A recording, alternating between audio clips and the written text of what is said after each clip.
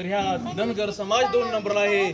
तो महाराष्ट्रामध्ये राज्य करू शकता आणि गावागावामधली धनगराची पोरं आज IAS IPS झाले असती, MPS अधिकारी झाले असती, गावातील गोरगरिबाची पोरं या ठिकाणी वरती गेली असती, मेंढपाळाची पोरं वरती गेली असती, धनगराची पोरं पंचायत समिती झेडपीवर गेली असती आणि ह्यातलाच कोणतरी धनगराचा पोरगा आमदार म्हणून दिसला असता. पण आपल्याला ते होऊन दिलं नाही. म्हणून या सर्व प्रस्थापितांविरुद्ध लढण्यासाठी आपल्या आरक्षण जो विरोध करतोय त्याच्या विरुद्ध लढण्यासाठी ढेकळवाडी गाव पुढे येतंय. याचा मला सार्थ अभिमान आहे. आणि ढेकळवाडी गाव आपण गेलो तर सर्वप्रथम नाव येतं ढेकळवाडी गावाचं. ते काय येतंय? कारण त्यांना माहिती आहे इथं धनगर, डहाण्या, वाघ आणि जिगर असणारं धनगराचं बांधव, धनगराचं वाघ या ठिकाणी आहेत, एकवचनी आहेत. आणि स्वाभिमानाला जागणारा धनगर या महाराष्ट्रामध्ये 12 तालुक्यामध्ये कुठं असेल तर तो ढेकळवाडी गावामध्ये आहे. याचा आम्हाला सार्थ अभिमान आहे. पण आपल्याला इथून थांबून जमणार नाही. आपलाच एक वाघ त्या ठिकाणी चंद्रकांत वाघमोडे पाटील माळेगावचे उपोषणाला बसले आहेत, घरदार सोडून बसलेले आहेत. त्यांच्या मागे आपण ठामपणे उभा राहिलं पाहिजे. आपण उभा राहिलो तर आपली ताकद दिसेल आणि ताकद दिसलं तर आपण रस्त्यावर दिसेल. डॉक्टर बाबासाहेब आंबेडकर म्हटलेत, शिका, संघटित हो आणि संघर्ष करा. जोपर्यंत तुम्ही संघटित होत नाही, संघर्ष करत नाही, तोपर्यंत तुमची कोण दखल घेणार नाही. ढेकळवाडी गाव जरी आज संघटित झालं तर त्या बारामतीमध्ये ढेकळ गावाची दखल घेतली जाईल.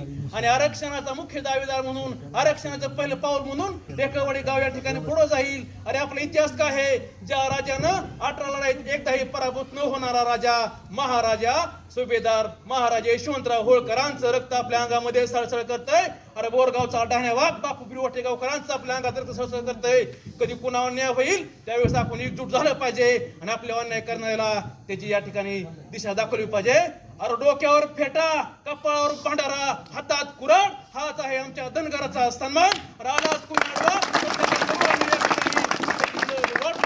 आणि धनगरांवर या ठिकाणी पुन्हा जर या ठिकाणी आरक्षणाची जी भूमिका आहे, आपण सर्वांनी एकत्र होऊन धनगराचं आरक्षण भेटलं पाहिजे. अरे असं म्हणतात, घासल्याशिवाय दार नाही तलवारीच्या पातीला. आणि धनगर आरक्षण मिळवण्यासाठी पहिलं पाऊल चालतोय ढेकळवाडीच्या या धनगराला असं म्हणतात. त्यामुळे धनगर समाजाच्या आरक्षणासाठी आपण सर्वांनी लढूया आणि आपला इतिहास डोळ्यासमोर ठेवूया. आरक्षण भेटलं तर सर्वांचंच कल्याण होणार आहे. एक वेळ जातीसाठी, एक वेळ आपल्या समाजासाठी सर्वांनी देऊया. ढेकळवाडी गावातून इथून पुढचे 10-15 दिवस असतील त्यावेळेस आपण बारामतीमध्ये तळ टाकून ठोकूया. सामाजिक आर्थिक कुठलीही मदत तर आपण या ठिकाणी सर्वांनी मिळून करूया आणि आपलं आरक्षण मिळवण्यासाठी धडपड करूया आणि ढेकळवाडी गावाचं या ठिकाणी नाव रोशन करूया. एवढंच मी या ठिकाणी विनंती करतो. आणि सर्वांनी या ठिकाणी आला, उपस्थित राहिला. पण माझी विनंती आहे की पुन्हा एकदा मोठ्या संख्येने उपस्थित राहिलं पाहिजे. 90-95% गावात समाज आहे. धनगरांच्या आरक्षणासाठी आपण झगडतोय.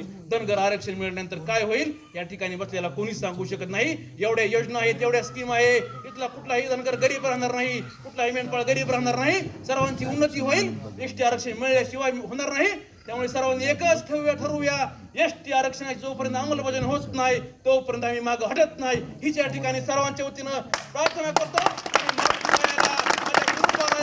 आणि माझ्या आत्मापूरच्या बाळूमामाच्या चरणी नतमस्तक होतो आणि धनगर समाजाला एसटी आरक्षण लवकरात लवकर व्हावी हीच विनंती करतो आणि थांबतो. धन्यवाद. जय हिंद, जय महाराष्ट्र.